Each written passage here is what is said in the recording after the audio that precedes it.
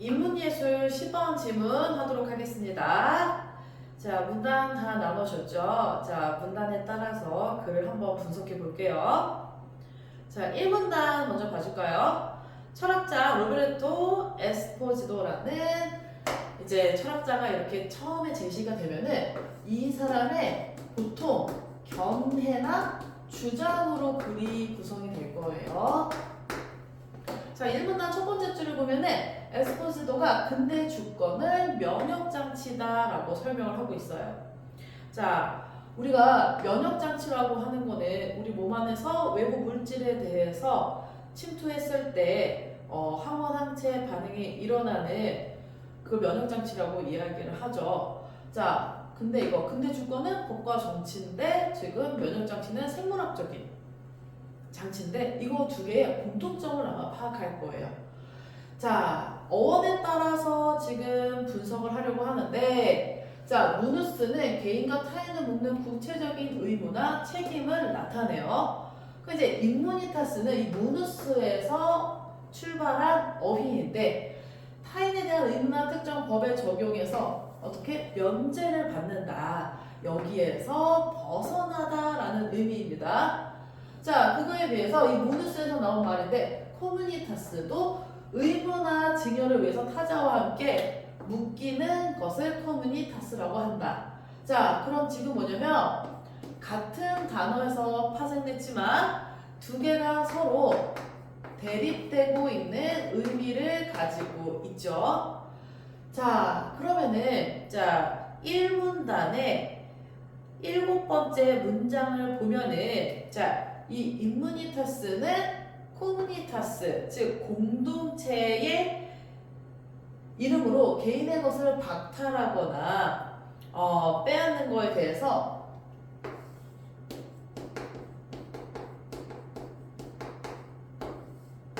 저항한다, 방어한다라고 의미가 나와 있습니다. 자, 그래서 코뮤니타스인 공동체의 부정과 결여라는 의미로 제시되기도 한다. 자, 그래서 이 면역이라고 하는 거는 외부에서 들어오는 것으로부터 방어한다. 그것과 같이 주권이라는 것도 이렇게 자기의 권리를 박탈하는 것에서 저항하고 방어한다. 이러한 공통점 때문에 이거를 연관성을 밝히는 글을 쓰고 있습니다. 자, 그럼 1문단의 마지막 문장을 한번 같이 볼게요. 자, 에스포지도는 토마스 홉스의 사회계약론에서 주권과 면역의 이런 연관성을 밝히고 근대 주권의 면역 패러다임이 갖는 문제점을 지적한다라고 이야기를 하고 있습니다. 자, 그러면은 1번 문제가 한번 풀릴 것 같아요. 1번 문제를 한번 같이 봐줄까요? 자, 윗글에 대한 설명으로 가장 적절한 걸 고르라고 했는데 4번 선지를 한번 같이 봐줄게요. 주권의 개념과 관련된 이론에 대해서 비판을 하고 그 대안을 제시하는 학자의 이론을 설명하고 있다. 지금 보면은 홉스의 이러한 사회 계약론이 나타나고 있고 에스포지도는 그거에 대해서 비판을 해주고 이거에 대한 대안을 뒤에서 제시를 할 겁니다. 자, 한번 예고를 해주고 글로 다시 돌아가도록 할게요.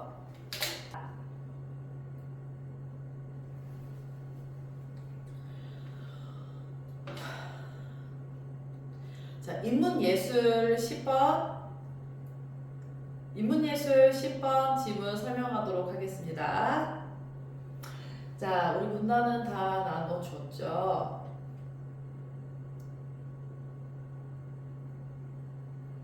자,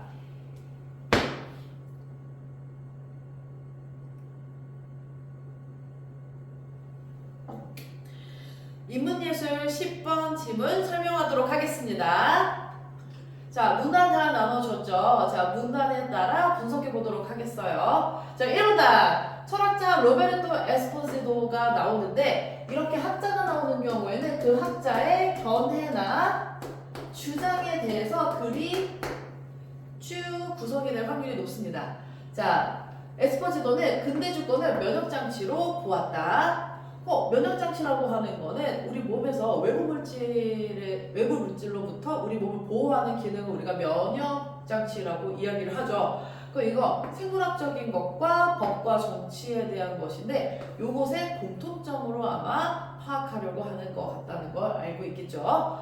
자, 그럼 무누스라는 어원이 나오는데 이 무누스는 개인과 타인을 묶는 구체적인 의무나 책임이라고 얘기를 했어요. 근데 이 무누스를 통해서 두 가지 단어가 영향을 받아서 나오는데 첫 번째가 임무니타스. 자, 임무니타스는 타인에 대한 의무나 특정 법의 적용, 즉 무누스에서 면제를 받는 것이다 라고 이야기를 하고 있고, 커뮤니타스는 의무나 증여를 위해 타자와 함께 묶이는 것, 즉 공동체로 묶이는 것은 커뮤니타스라고 이야기를 하고 있어요. 자, 그럼 서로 어때요? 커뮤니타스와 임무니타스는 서로 대립하는 개념을 가지고 있는 거죠. 자, 1문단의 6번째 줄, 7번째 줄 보게 되면은, 자, 커뮤니타스가 공동체 이름으로 개인의 권리를 박탈하려고 할 때, 자, 임무니타스에서는 요거에 대해서 저항하는 개념으로 발전했다라고 나오고 있죠.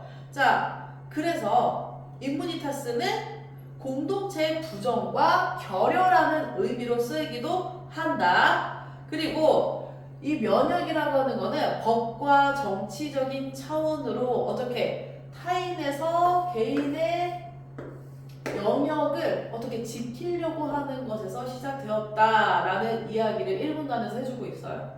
자, 그리고 1문단의 마지막 줄에서는 에스포지도라는 학자가 토머스 홉스의 사회계약론에서 주권과 면역의 연관성을 밝히고, 자, 그거의 문제점에 대해서 지적을 하고 있다.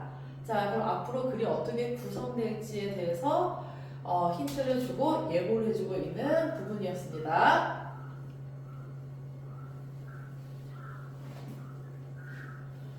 자, 이 문단을 보면은, 자, 홉스의 이론에 대해서 나오는 거죠. 자, 우리 홉스의 사회개혁사 같은 경우에는 기본적으로 알고 있어야 돼요. 왜냐하면 2018년도에도 이제 본문으로 제시문으로 나왔었던 적이 있어요.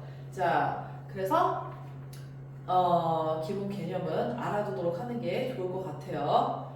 자, 홉스는 우리 자연 상태가 편안한 상태가 아니라 만인에 대한 만인의 전쟁 상태, 우리가 투쟁 상태라고도 하죠. 자, 이 홉스는 인간이라고 하는 건 굉장히 이기적인 존재로 봤습니다.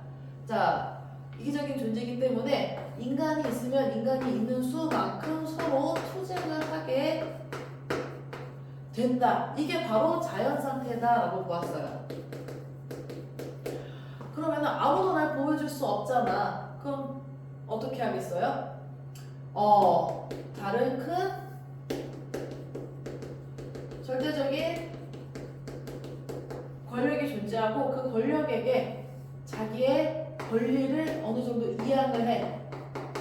이 절대 권력이 보호해주는 게 바로 사회계약론입니다. 그러니까 사회가 계약을 했다라는 거죠. 자, 그럼 인간은 자신의 생명을 보호하기 위해서 심지어 이 글에서는 타인을 죽일 수도 있다라고 하는 자연권을 가지고 있다라고 보았어요. 자, 그리고 이성이 바로 인간의 면역체계, 외부 물질로부터 나를 보호할 수 있는 면역체계에 해당하는 게 바로 이성이다라고 봤습니다. 이성은 뭐예요? 생각할 수 있는 힘이죠. 자, 근데 이 면역체계에 문제가 생겼을 때 그 대체로 등장하는 게 뭐다? 바로 주권이라는 거예요. 이 문단에는 이 정도만 알고 있으면 될 것 같습니다. 큰 내용이 없었어요. 3문단으로 넘어가서 홉스의 사회계약론에서 근대국가 형성은 개인의 안전을 위협하는 상황에 대응하고자 절대 권력을 지닌 주권자를 세우는 것에서 시작한다라고 봤습니다. 하는데, 자, 절대 권력을 지닌 주권자의 조건하에서 원자적 개인으로서 자율성을 실행한다. 이게 무슨 뜻이냐면, 사회가 이렇게 있으면은 개개인들은 서로 타인들이 이렇게 문제를 해. 이 타인들로부터 스스로를 방어하려고 노력을 하고 자기만의 자율성을 가지고 있고 대신에 절대 권력의 명령을 꼭 들어야 되는 사회를 가지고 있다. 자, 그리고 사회개혁론에서 주권은 타자들과의 경계를 분명히 하고, 자, 타자들과의 경계를 분명히 해서 일률적인 요소의 유입을 어떻게 한다? 막는다. 그럼 이게 바로 인공적으로 평화를 유지하고 있는 상태다 라고 보았어요. 자, 그럼 이게 정치적인 시스템이라면 면역이라고 하는 거는 유기체는 바로 뭐예요? 생명을 가지고 있는 그런 존재. 외부 미생물의 위험에 노출될 때 뭐가 항체가 형성되는 방어 시스템을 가지고 있는데 주권과 면역 시스템이 이렇게 유사하다라는 거예요. 외부 물질로부터 방어를 하고 있다. 그 뜻이에요. 자, 그럼 4문단을 봐주도록 할게요. 자, 4문단에서는 자, 외부에 있는 타자성, 이거는 나와 다른 것, 이질성, 동질성의 반대 개념이죠. 다른 것들은 나에게 뭐가 된다? 위협이 된다.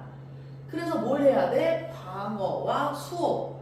내 안에 있는 것을 지켜야 된다. 자, 이것도 지금 뭐예요? 홉스의 생각입니다. 홉스가 이렇게 4문단에서 이야기를 했어요. 자, 그럼 이제부터는 홉스의 생각에서 에스포지도가 홉스를 어떻게 비판했는가를 한번 보도록 할게요.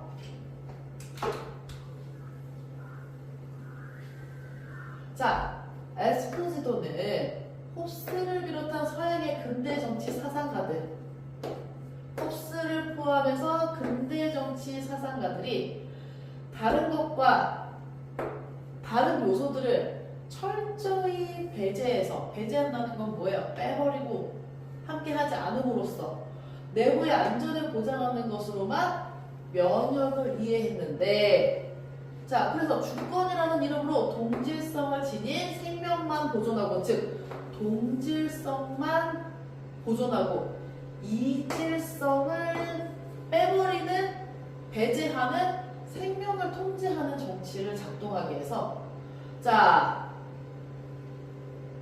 이게 바로 뭐예요? 근대 사상가들의 생각인 거지. 자, 근데 그거에 대한 문제점이 뭐냐면 대량학살과 같은 죽음을 정당화하더라.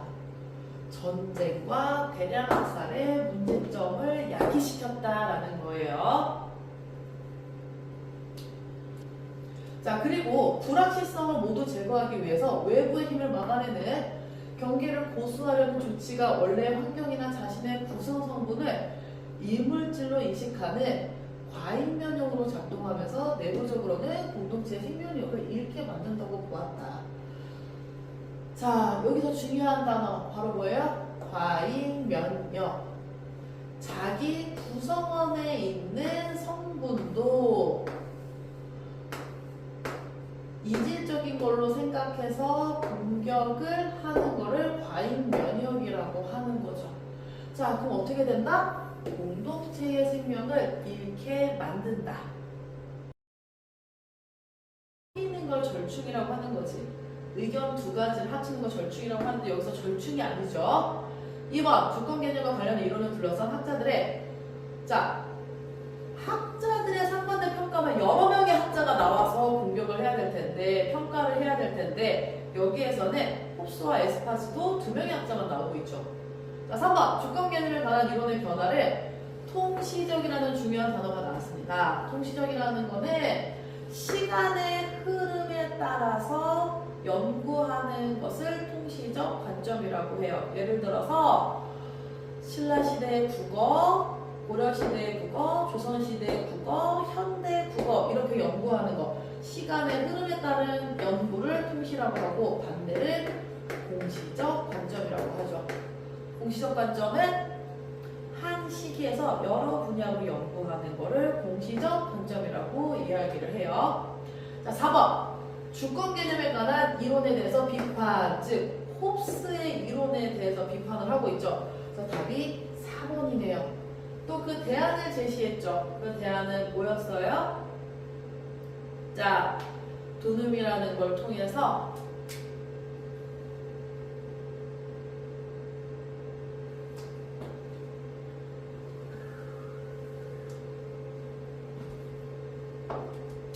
자, 그래서 답은 4번. 자, 1번 문제는 좀 쉽게 답이 나왔죠. 주권 개념에 관한 이론, 즉 홉스의 이론에 대한 비판, 그리고 그 대안을 제시하는 에스파시도의 이론을 설명하고 있었죠. 그 답이 4번 해결됐습니다. 2번 문제로 가볼까요?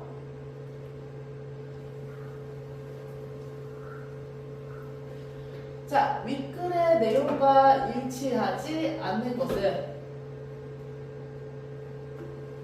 자, 1번 타인에 대한 의무나 특정 법의 적용을 면제받는 것을 의미하는 이무타니스는 코무니타스와 대립하는 개념이다.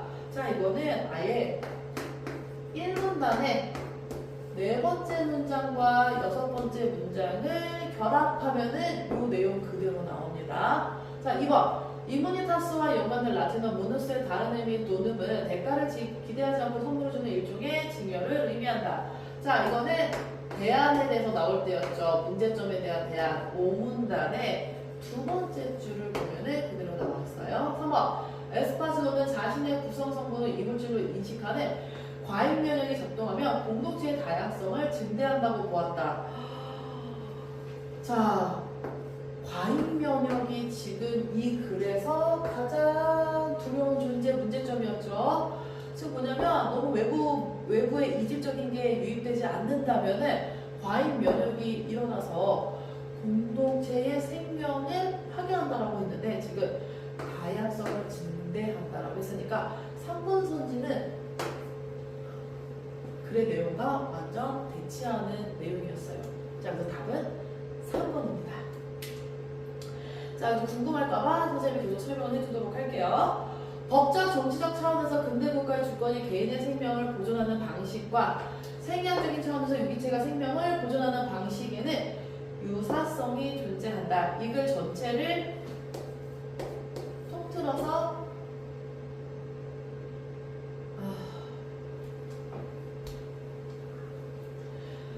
자, 4번 제시문은 3문단의 5번째 줄을 보면은 정확하게 나옵니다.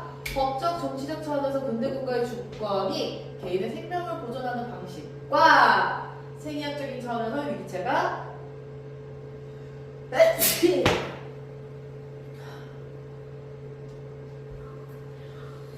4번 선지를 다시 보도록 할게요.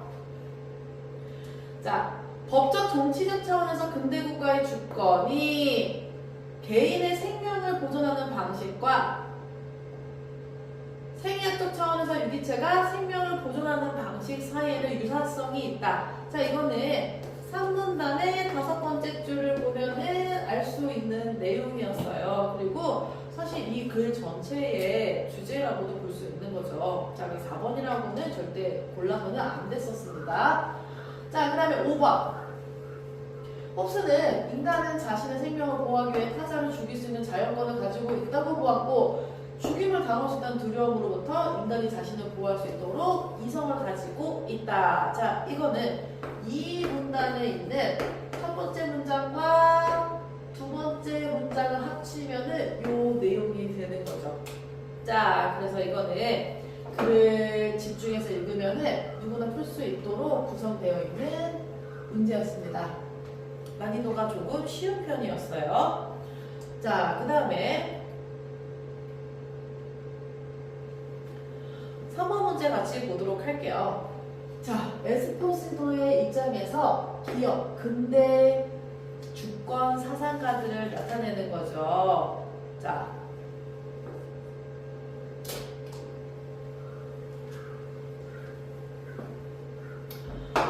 3번 문제를 보도록 하겠습니다. 3번 문제.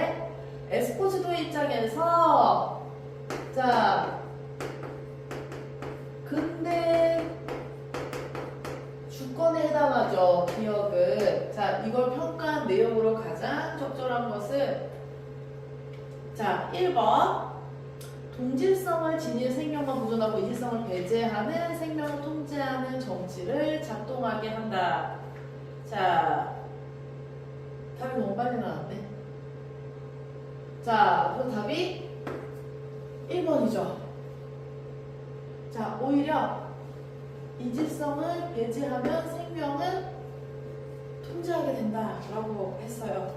자 3번 문제는 너무 쉽게 풀렸는데 너무 행복합니다. 글을 보면은 에스포지도의 입장에서 바라보는 거잖아요. 자 근데 2번과 3번 같은 경우는 에스포지도가 비판하고자 하는 내용이지 에스포지도의 생각이 절대 될 수가 없죠. 자 외부의 힘을 막아내는 경계를 계속할 때 내부적으로 생명력이 강화되는 게 아니라 약화됩니다. 그 다음 5번 원자적 개인의 절대적인 주권하에서 안전을 보장받는 것을 중요시해서 외부의 타자성과 이질성을 위협적인 것으로 보지 않도록 한다. 자 4번 문제를 보도록 하겠습니다. 자 마찬가지로 에스포지도의 견해에 따라서 보기를 이해하라고 했어요. 자 그러면 보기의 내용은 무엇이냐? 자 철학자 장이라는 사람이 있었는데 자 타인으로부터 신장을 이식받았어요. 장 입장에서는 본인만 가지고 있는 게 개인의 동질성이죠. 그럼 외부 사람으로부터 온 신장은 이 사람에게는 이질성에 해당해요. 자, 그리고 신장을 이식받아서 자기 몸에 이 신장이 들어왔는데 서로 면역 체계 때문에 이질성을 어떻게 서로 거부하기도 했지만 동시에 배척하지 않으려고 노력했다라는 거예요. 자, 그럼 장은 동질성과 이질적인 것을 가지고 있는 존재이다 라는 거예요. 자 그럼 1번 다른 사람의 신장을 이식받은 것은 이질적인 것에 대한 자신을 개방한 감염을 동반하겠군. 자 당연하죠. 서로 다른 것이 몸에 함께 들어올 수 있겠죠. 자 2번 신장 이식을 통해 생존할 수 있었다는 점에서 이질적인 존재와 생산적인 결합으로 생명을 생성한 것이군.